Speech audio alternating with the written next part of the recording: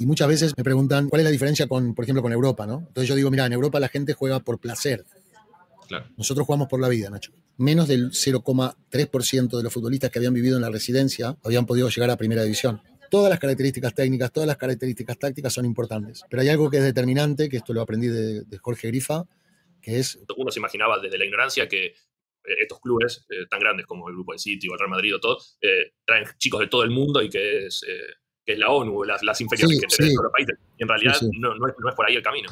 No, hay mucho en juego. Sí. Hay mucho en juego.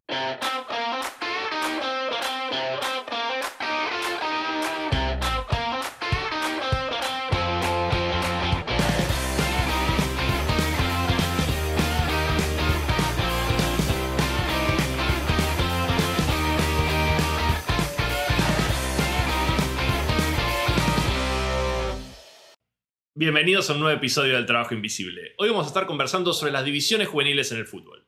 Para ello nos va a acompañar un profesional de lujo, Jorge Coqui Raffo. Hoy Coqui es uno de los principales referentes a nivel regional y se sienta a la mesa de los grandes formadores a nivel internacional. Tras llevar adelante el proyecto del Barcelona en Argentina y comandar las divisiones juveniles de Boca Juniors, hoy Coqui se encuentra trabajando con el City Group, uno de los grupos multipropiedad más grandes del mundo.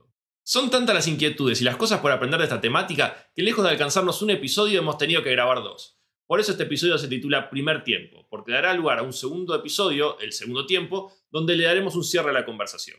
Espero como siempre que disfruten tanto como yo de la siguiente hora de charla.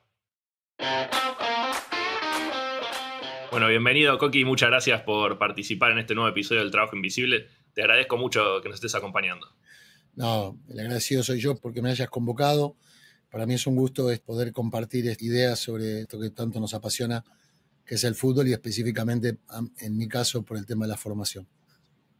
Tal cual, y ahí creo que nos podés aportar una mirada poco usual en el hecho de que conoces profundamente cómo funciona en Argentina todo lo que es fútbol juvenil y también tenés una mirada de cómo funciona fuera de Argentina, en Europa y en el mundo. Entonces creo que hay ese contraste, en algunas cosas habrá cosas positivas de un lado, del otro, cosas para mejorar de ambos, pero esa mirada completa creo que va a ser súper positiva y espero poder sacarle jugo y que lo disfrutemos. Bueno, ojalá que pueda ir desarrollando y desgranando un poco todo el proceso de formación que tiene, como bien vos decís, tiene muchos puntos comunes en todos lados, en todos los países donde me toca estar. Indudablemente que como argentino ser el primer sudamericano en conducir academias europeas como fue el caso de Shakhtar y el caso de Elche y hoy estar trabajando metodológicamente para el City Football Group, para mí es un orgullo fundamentalmente porque nosotros somos un país formador por esencia. Tenemos tres de los más grandes talentos de todos los tiempos, ¿no? Como fue Maradona, como ha sido Alfredo Di Stéfano y como es hoy Leo Messi. Y tenemos un reconocimiento a nivel mundial de las características específicas de por qué salen aquí jugadores con el perfil, ¿no?, determinado. Así que, como te decía, yo lo vivo con mucho orgullo y sobre todo por el hecho de que me da la sensación de que de alguna manera represento a una enorme cantidad de formadores que el fútbol argentino tuvo y que permitió sacar enormes generaciones de grandes talentos. Tal cual. Te propongo que vayamos un poco cronológicamente desde la captación hasta que el jugador se consolida en primera. Vamos a ir tocando los diferentes puntos, nos vamos metiendo y haciendo algunas preguntas sobre cómo funciona, para que me cuentes un poco cómo es el proceso. De hecho, creo que está bien orientado el proceso porque el proceso de formación de un futbolista consta de 4 partes. La primera de ellas es la captación, es el scouting, es la posibilidad de que alguien detecte al talento.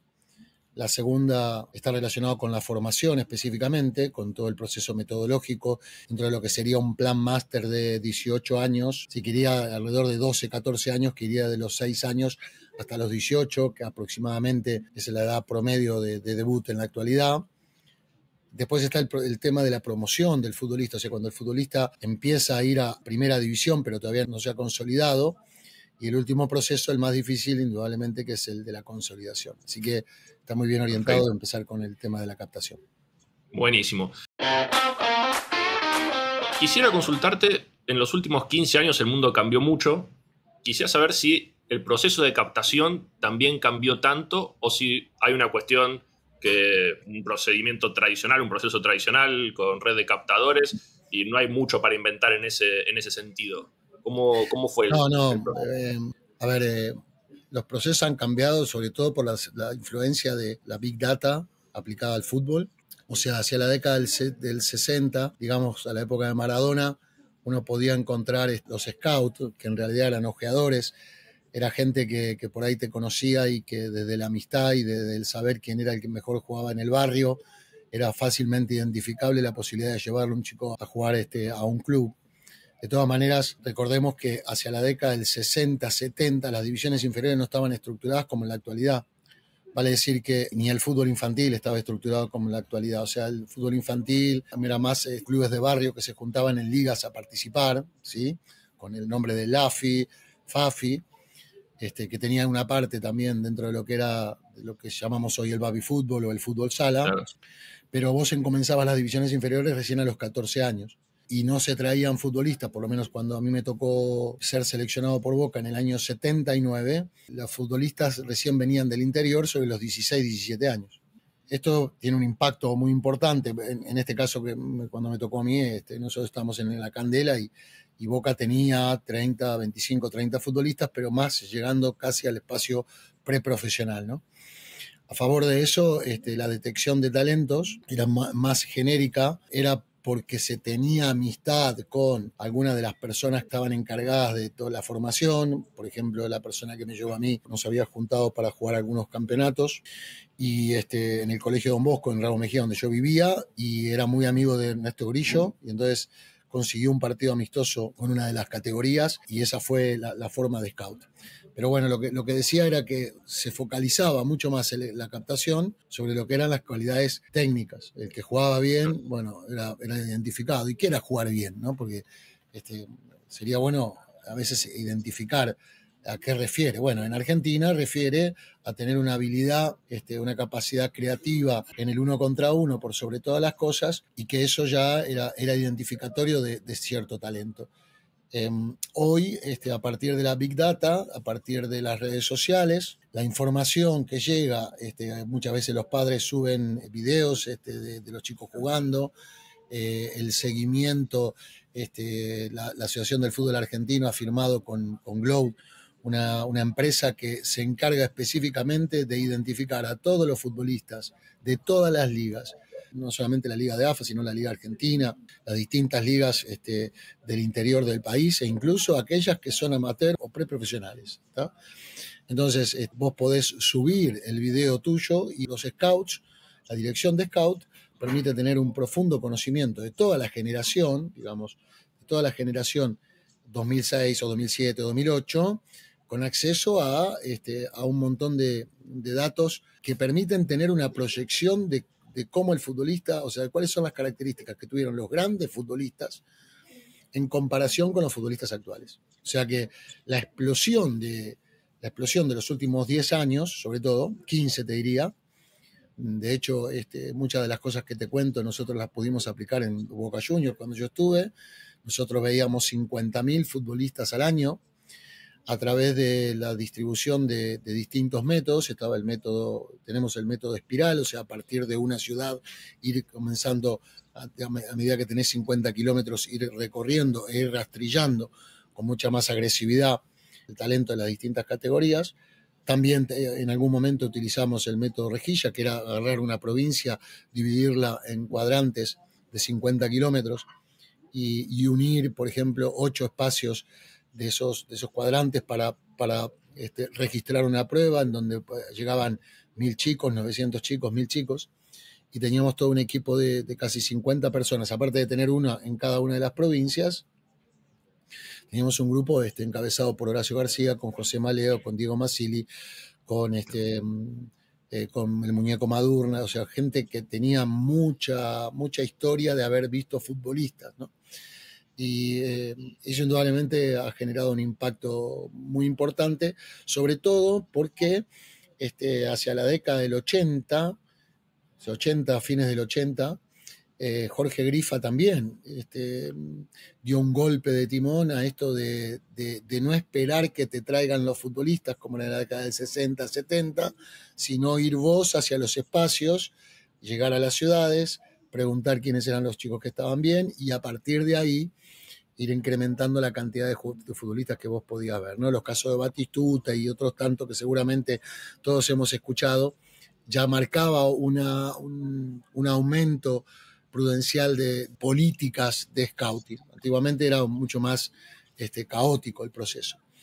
Hoy, como te decía, me ha tocado trabajar en Ucrania, donde la dificultad que genera la geografía, la dificultad que genera la situación del espacio, por ejemplo, que estaba invadido por Rusia en el espacio de Donetsk, en el sur de Ucrania, no nos permitía traer jugadores del mejor lugar, o sea, el jugador de donde habían surgido mayor cantidad de talentos.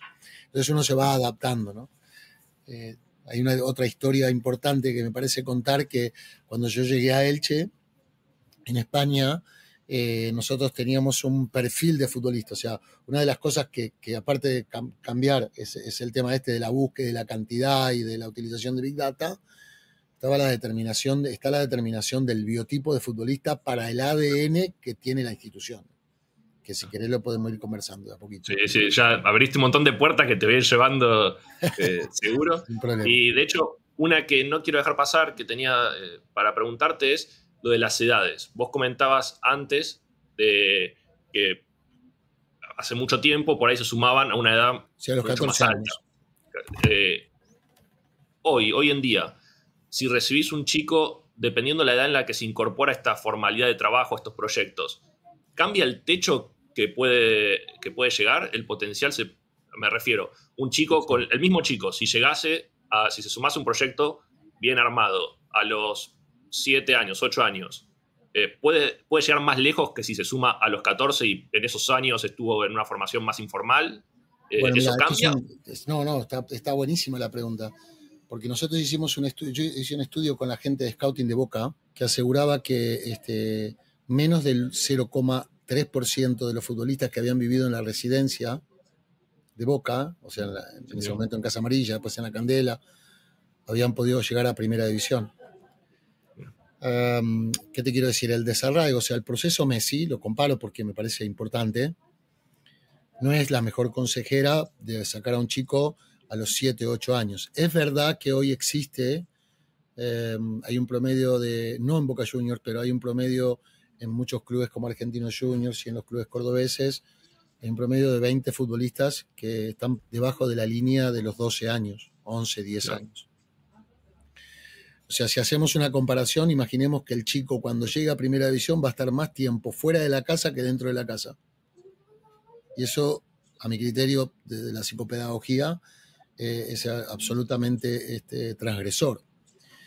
Si imaginamos que un chico de 7, 8, 9, 10 años se traslada, deja a su familia, por cualquiera de las causas, ¿no? O porque tiene un gran talento o porque la necesidad familiar coincide con este tipo de circunstancias.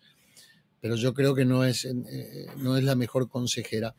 Y a las pruebas me remito. Cuando me tocó ir a Ucrania, el pueblo de Donetsk, que sería una provincia como si fuera Santa Cruz, había sido invadida por Rusia, ¿sabes? Entonces los chicos se tuvieron que trasladar 1000 kilómetros, desde Donetsk hasta Kiev. Me tocó vivir con los 200 futbolistas, o sea, no es que venía la familia, venía el chico solamente, y la familia quedaba en su casa, ¿no? Entonces eso generaba una situación de transmisión de valores ético-morales familiares que no se podía hacer, lo estaba haciendo yo finalmente, como director que vivía con los chicos. La segunda situación muy complicada era que el chico, al salir tan joven del desarraigo, es tan impactante en su personalidad que genera situaciones de inestabilidad emocional con las cuales le cuesta convivir en todo ese proceso de formación para llegar consolidado al primer equipo. De hecho, muchas cosas me ha tocado convivir, por ejemplo, con Nahuel Molina, que yo lo traje para el proyecto, que en ese momento era el proyecto de Barcelona a los 11 años, y hoy está jugando en Primera División. Y la realidad es que es verdad que le dimos un colegio de primer nivel, como era el Colegio Don Bosco, estuve acompañado por los padres, porque los padres venían y demás, pero es un proceso muy, muy fuerte, muy desgastante, y que si hoy fuera papá de un chico de esa categoría o de esa edad, no sé si aceptaría que el chico que se vaya tan lejos de la temprano. cancha. Sí. No creo que sea conveniente, porque la alta probabilidad de fracaso, o sea, que llamamos con fracaso el hecho que el chico no llegue, ¿no? Claro. conlleva, Nacho, a que me parece que por causa-efecto, creo que no cuesta nada que los chicos lleguen a los 14 años. Con un dato también relevante, en Ucrania no había fútbol infantil. En Ucrania comenzaban los jugadores a ser parte de las divisiones inferiores, o sea, de la competencia federativa sobre los 14 años. Nosotros le incluimos a los 9 años, organizando torneos y demás, pero hoy en la actualidad los chicos argentinos, a diferencia del resto del mundo, por ejemplo, en los grandes proyectos de federaciones en Alemania, en Inglaterra, en Francia, los chicos no compiten hasta los 14 años.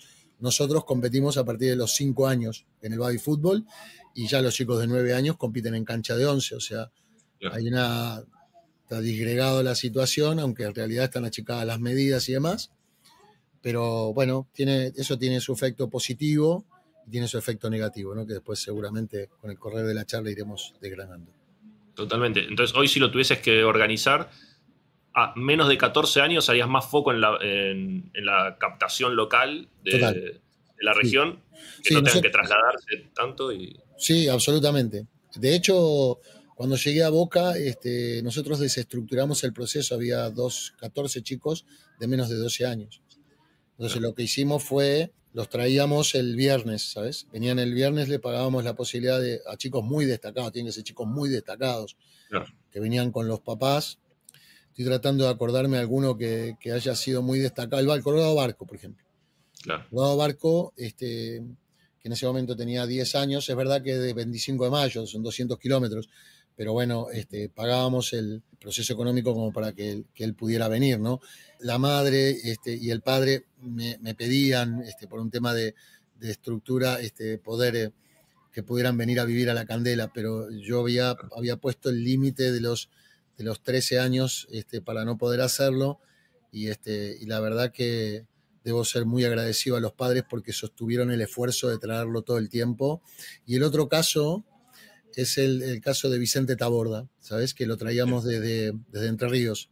Todavía sigo en contacto con ellos y la madre siempre agradecida porque él no venía solito, venía con la mamá cada fin de semana, y cuando terminaba de jugar volvía. O sea, son chicos que se merecen todo el éxito que tienen hoy porque han hecho un esfuerzo muy fuerte. Totalmente. Sí, yo la primera vez que escuché esto me llamó la atención, que fue con el Real Madrid, que me comentaba que la captación de la juvenil la hacían en la zona de Madrid, que no era tanto, uno se imaginaba desde la ignorancia que estos clubes tan grandes como el Grupo del City o el Real Madrid o todo, traen chicos de todo el mundo y que es la ONU, las inferiores que tienen todos los países. Y en realidad no es por ahí el camino. No, bueno, a ver, te puedo contar otro caso específico, que es el caso de Elche, por ejemplo, donde teníamos solamente seis futbolistas en la residencia, en comparación con Boca Juniors. Cuando llegué teníamos 120. Y acá hay un detalle muy importante, Nacho, ¿sabes? Del aprendizaje de lo que yo había vivido en el Barcelona desde el año 2004 hasta el año 2011, cuando me tocó llegar a Boca. Había algo que a mí me había llamado la atención desde el punto de vista psicopedagógico y docente, que era el Barça. Yo pensé que tenía mucho más futbolistas. Me decían, no, nosotros tenemos solamente 60. De esos 60, la mitad son de básquet y la mitad son de fútbol. Entonces, si yo imagino que tengo 5 categorías, solamente 6 futbolistas eran los que eran seleccionados. Y esto implicaba un enorme compromiso por parte de los scouts. O sea, no podían traer a todo el mundo. La segunda situación era que cuando yo llegué, Boca tenía 20 jugadores por categoría. Esto implica que el chico, viniéndose a Buenos Aires, la realidad es que hay 2 futbolistas por posición. O sea, no son los mejores. A favor de esto, solamente el 30% jugaba asiduamente. Entonces, ese impacto estadístico para mí era un chico que se había desarraigado de su familia, estaba lejos de su casa, no jugaba, y además tenía otra situación, que era que no eran posiciones. O sea, en la formación hay posiciones más importantes que otras. ¿Por qué? Y porque habiendo aprendido en el Barça, sabes que cuento una historia que yo llego en el año 2004, 2006, perdón, y juegan un partido con Rijkaard como entrenador, Messi, Ronaldinho, Eto'o, Que si estaban Deco. Sí, bueno, nada, todos, ¿no? Sí. Y en ese momento tenían a Vidal y jugaba Zambrotas, había salido Belletti, después iba a llegar Dani Alves, pero jugaba Xavi, Iniesta, Puyol y Mota. Bueno, nada, los laterales pasaban al ataque, ¿no? Los dos externos se metían adentro, ¿sabes? Bueno, nada, eso fue un viernes. Al sábado a la mañana, primera hora, 9 de la mañana, juegan los chicos de 13 años y lo voy a ver, ¿sabes? Y jugaban 4-3-3 y los extremos jugaban muy altos y los laterales no iban al ataque. Mira. Bueno, nada, segundo partido al mediodía, lo mismo, 4-3-3, los laterales no iban al ataque, ¿viste? Y yo me han dicho esta idea de que todos juegan igual y que no era verdad. Entonces, bueno, nada, vi los de 15 años, vi los de 17 y pasaba lo mismo. Entonces, sobre el final del día le pregunto al director, digo, bueno, mirá, yo tenía la expectativa de encontrar, y él me dijo, mirá, nosotros tenemos una política de formación. Esa política de formación hace que tenga un impacto en lo económico y un impacto en lo deportivo. Para nosotros es más fácil comprar un lateral, y es mucho más barato comprar un lateral, que comprar un extremo. Por eso, si yo hago ir a los laterales al ataque, se va a generar una situación de sacar la especificidad porque los extremos se van a tener que meter adentro para que ellos puedan pasar al ataque. Claro. Yo lo que quiero es que por partidos el extremo reciba 10, 12 pelotas en 1 contra 1, para lo cual el 8 y el 10 tiraban a ver la pelota a los extremos, y jueguen 1 contra 1 y entonces me demuestren que tienen la capacidad como para poder llegar a primera división. Eso sostenido también desde la formación de la metodología. Entonces, el caso de Jeffrey, del caso de Messi, el caso de Giovanni Dos Santos, el caso de Lamine Yamal, el caso de Pedro, de Sandro, de Munir, no es sobre gracia de que, bueno, tuvieron un buen talento y nada salieron, sino había toda una política de impulso. Te la traigo a Boca Juniors. O sea, nosotros finalmente el trabajo de divisiones inferiores, como definición, es la posibilidad de formar futbolistas que tengan un profundo conocimiento del juego en cada una de las posiciones, en cada uno de los momentos del juego, en ataque, en defensa, en las transiciones, y que eso le permita a él tener respuestas motoras eficaces, eficientes, creativas, porque somos argentinos, y que sean originales, eso que llame la atención al técnico de primera.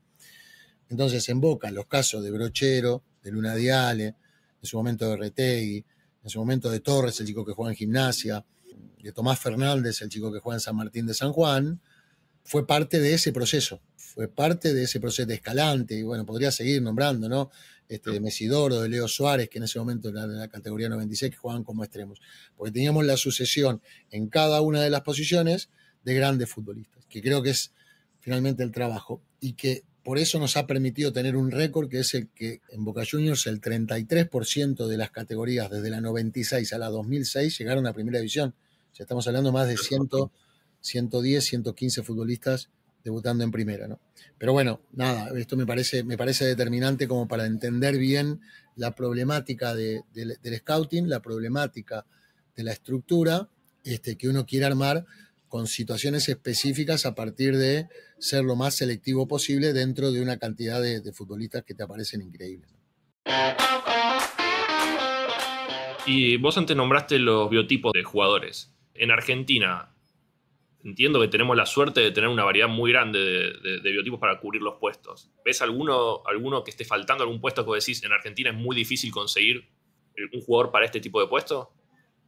Bueno, yo te lo relaciono con una política deportiva, que eso sí creo que es lo que está faltando en el fútbol argentino. La política deportiva te permite, por el tipo de país que somos y el tipo de deporte, o sea, de una federación muy, muy fuerte y de clubes que por ahí económicamente no están tan fuertes, la necesidad de vender. O sea, nosotros somos un país vendedor. Sí. Así como hay clubes, uno debe definir qué tipo de club está trabajando, si es un club comprador o un club formador.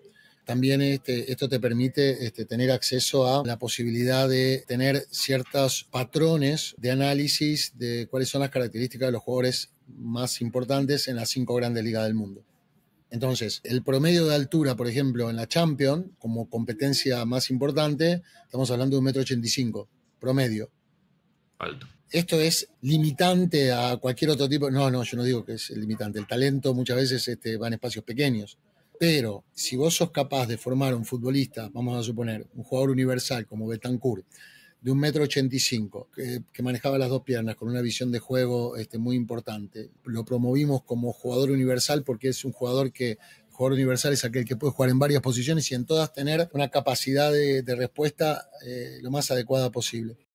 Entonces uno va a tener más probabilidades de poder llegar al fútbol europeo.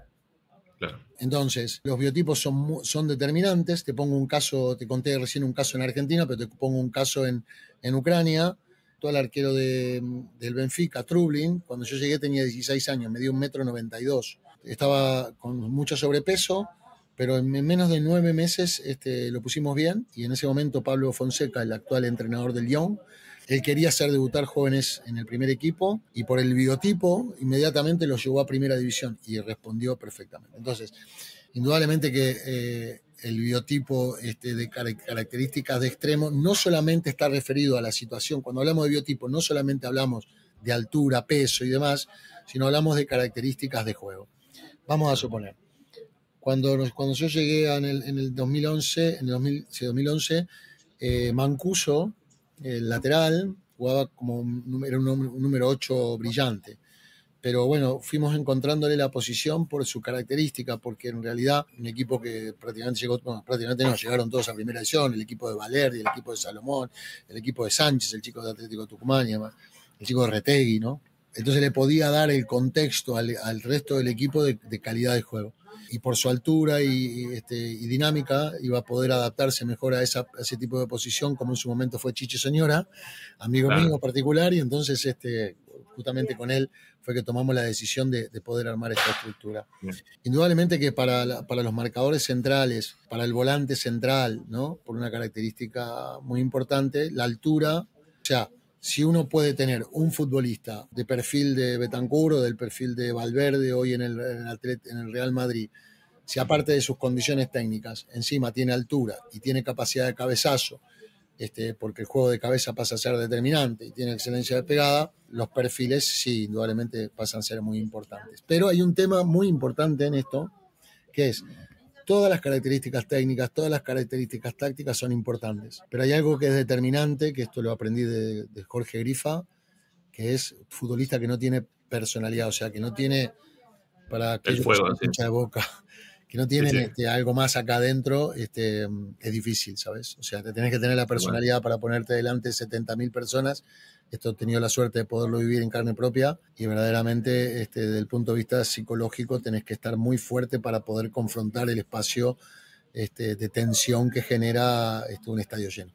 Y eso con los chicos, cuando los vas teniendo en el largo plazo, ¿lo podés ir identificando o es algo que se descubre en el momento de la verdad cuando tienen que salir a la cancha llena? No, se identifica. Vos sabés que cuando yo estaba en el proyecto Barcelona, íbamos una vez por año con 10 futbolistas que trabajaban durante 2 semanas junto a los distintos grupos, ¿no? De distintas edades para una especie de auditoría deportiva. Entonces, una de las veces, finalmente hubo uno solo de los chicos que se quedó, se llamaba Rolón, pero en ese momento estaba Pucheta, estaba Nahuel Molina, ¿sabes? Y en el Barça acostumbraban a tener jugadores africanos, que ahora te voy a dar un detalle muy importante. Yo pensé que los jugadores africanos los traían para hacerlos debutar y justamente era lo contrario, ¿no? Era para estimular al jugador de Cataluña, que finalmente era muy talentoso, a que se esforzara a que el jugador africano no le sacara el lugar, ¿sabes? Claro. Entonces, ¿qué hicieron?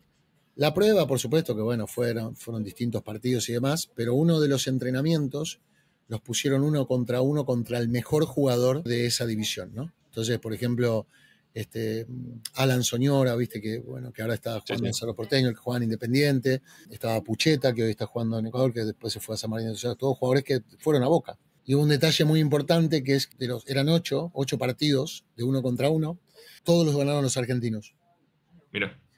O sea, vos podés proponer, podés propiciar el reconocimiento a ese tipo de situaciones.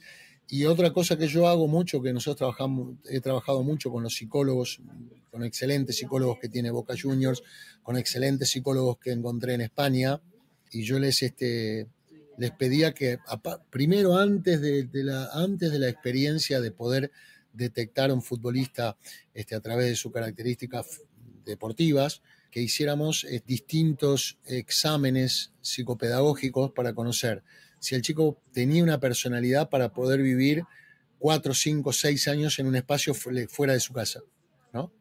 Y tener una característica, no que me cuenten si tenía un problema o no, eso a mí no me importaba, y aparte estaba el secreto profesional, pero sí si el futbolista estaba, y si el futbolista podía demostrar, podía conocerse los rasgos de personalidad que pudieran hacerle afrontar jugar en la primera Boca, por ejemplo, que no es para cualquiera.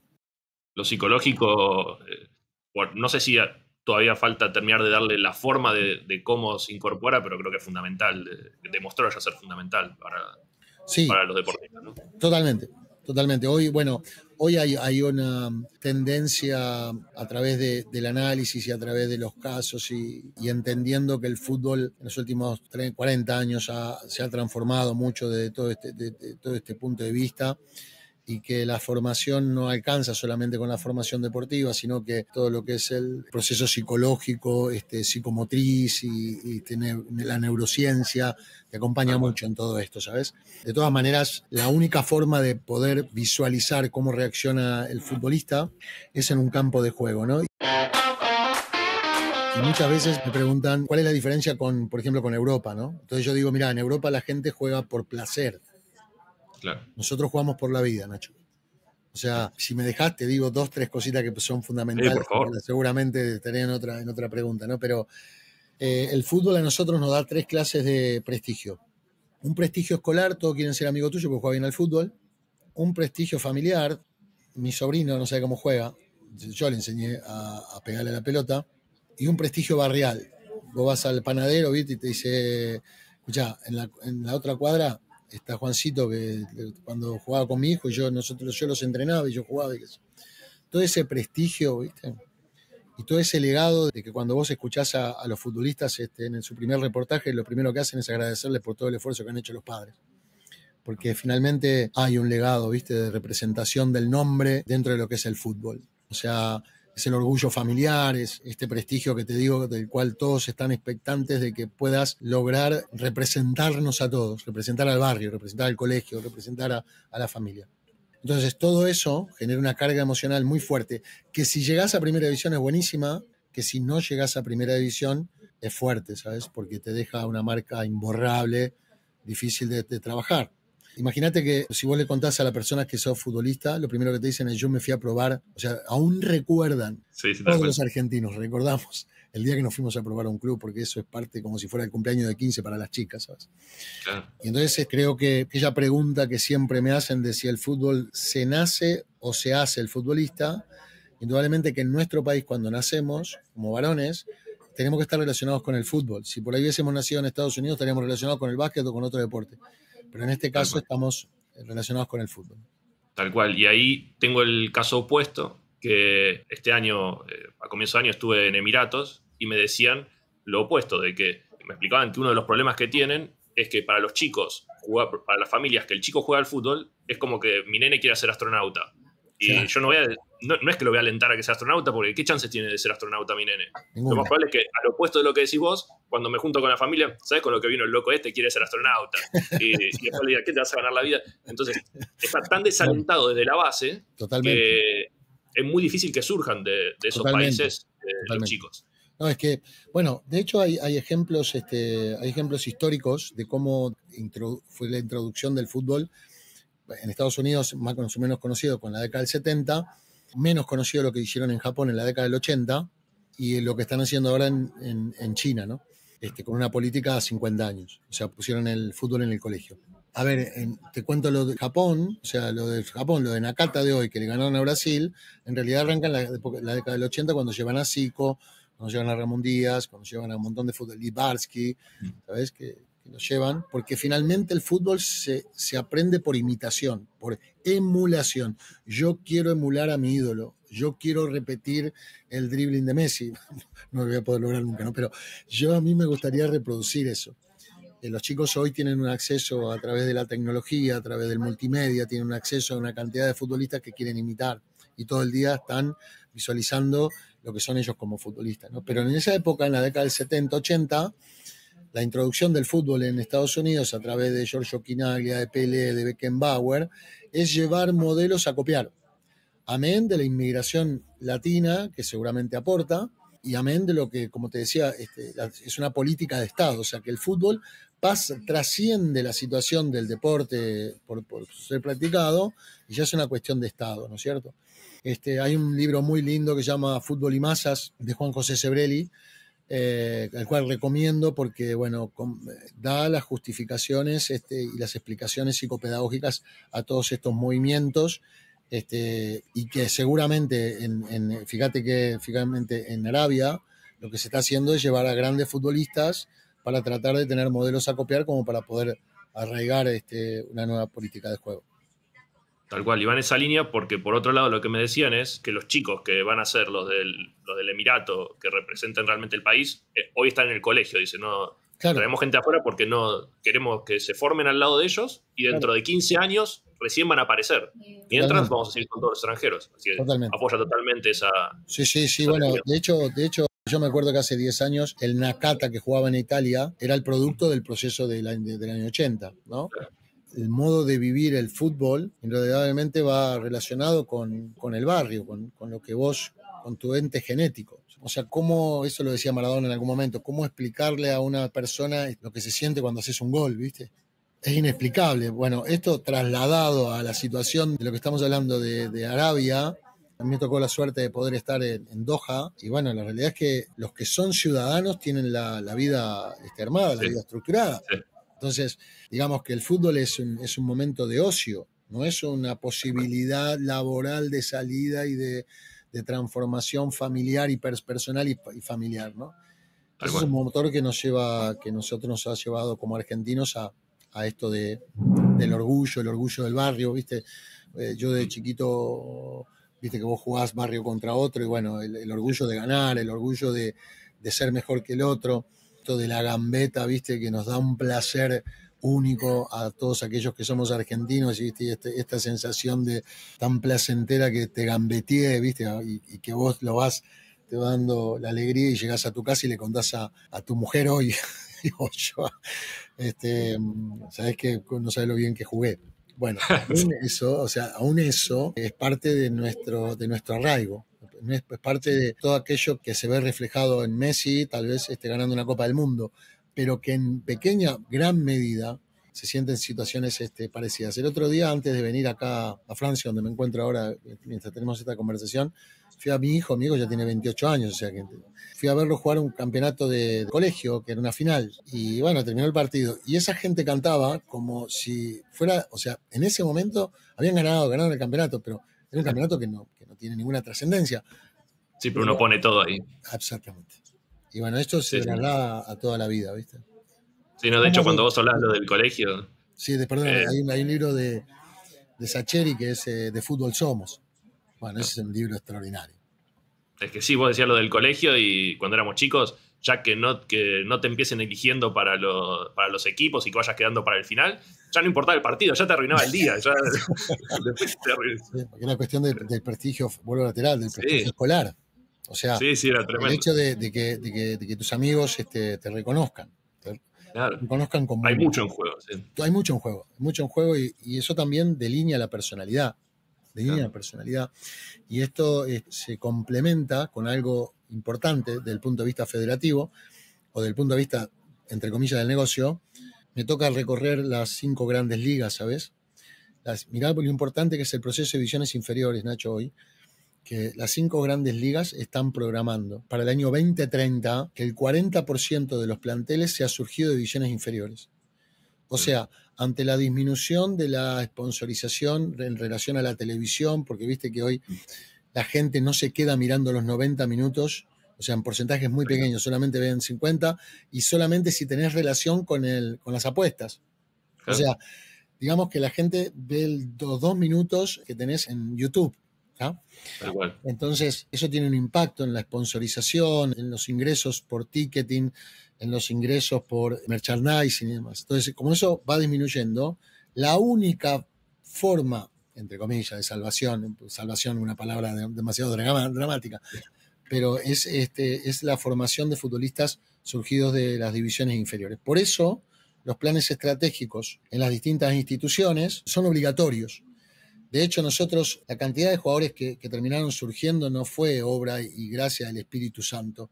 Fue un plan estratégico, estructurado, armado, pensado para que tuviera 4 indicadores que te permitieran a través de controles saber si el proyecto tenía salud. Uno de los indicadores es cuántos jugadores tenemos cuando llegamos, cuántos jugadores en la selección, ¿no? Porque nuevamente la detección, el scout de las selecciones, que en las distintas categorías lo primero que hacen es ir a ver los 5 primeros de la tabla. No, pero que ganar no va. No, ganar también va, porque si vos te pones la camiseta de Boca tenés que saber aprender a ganar, como muy bien explicaba Jorge Arifa. Entonces, si vos tenés los equipos primeros, las selecciones van a ver esos primeros futbolistas, detectan otros, pero los primeros 5 son buenos. Lo segundo es cuántos jugadores vas proyectando de los 14 a los 15, de los 15 a los 16, 16, 17, promociones, que ya implican que jugadores más chicos se pueden desarrollar con jugadores más grandes, esto es eterno, ¿sí? Yo, por ejemplo, me crié jugando con mi hermano que tenía 5 años más y eso es una estimulación muy fuerte para el futbolista. Y el tercero es también cuántos futbolistas llegan a primera división. Pero hay indicadores que te permiten, siempre partiendo de los planes estratégicos organizados para que tengan un final. Pero que como una empresa, bueno, sí. Sí, con a veces otros fines, pero a veces lo mismo, pero pero la profesionalización llegó para exactamente, quedarse. Exactamente, Nacho. Esa es la palabra, la profesionalización, ¿no? O sea, ¿qué queremos decir? Y vos sabés que en esto, en Argentina, también lo encontré en Europa, pero sobre todo es todo más, no sé si caótico, pero sí menos estructurado, ¿no? O sea, exacto. Es como que... Y más resolver en el día a día y no tanto planificar a largo plazo. Exactamente. O sea, una conducción intuitiva. O sea, donde nadie conoce la misión, la visión, nadie conoce los objetivos sociales, deportivos, institucionales, y que finalmente actúa en base a la toma de decisión por la experiencia, pero no por el asesoramiento profesional que uno puede tener alrededor, ¿no?